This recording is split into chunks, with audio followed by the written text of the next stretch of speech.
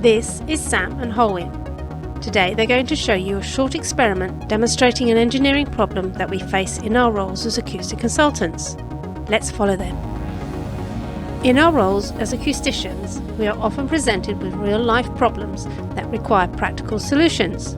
We're going to demonstrate a common problem using some toys and bits and pieces we found lying around the office. Structure-borne noise transmission. We hope that this is something you can do at school or home too. To do this experiment, you'll need a table, some sponges, a plastic box, and a noise source.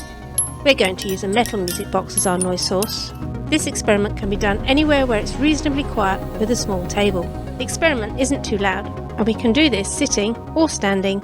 This person has been complaining for weeks about noise from the factory next door. It has a piece of equipment in the yard which keeps making noise. 42 dBA? It doesn't seem that bad to me. What about now? 65 dBA.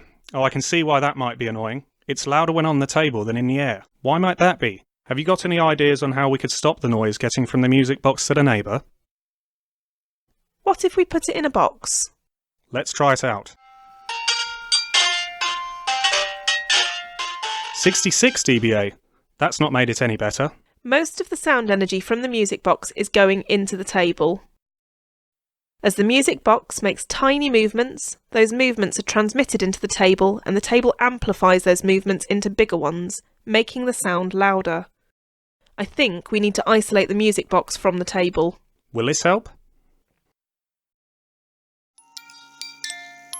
34 dBA? That's loads quieter. And that's all because we've isolated the music box from the table. This sponge is compressible. The sponge doesn't amplify the tiny movements made by the music box and instead absorbs the energy from the music box. We don't just have to listen to how this has changed the way the music box transmits energy into the table, we can feel it too. Oh yes! With the music box directly on the table, I can feel small vibrations. With the music box on the sponge, I can't feel them anymore. Well, they seem happy with our solution. Out in the real world, the noise sources that affect people every day aren't small and musical like this. Lots of big pieces of equipment used to heat or cool down our buildings or make sure there's enough power to places like schools and hospitals can make annoying noises if they're not properly isolated from the structure they're installed on. In real life, instead of lunchboxes and washing up sponges, we use rubber mats, big springs and large heavy enclosures to control noise and help improve the noise environment for people all around us. We hope that you might like to try this experiment out yourselves. Why not try other ways of isolating the music box from the table? Maybe you could see whether things like books, coasters, wood or metal work better or worse than the sponge does. We'd love to hear how you get on.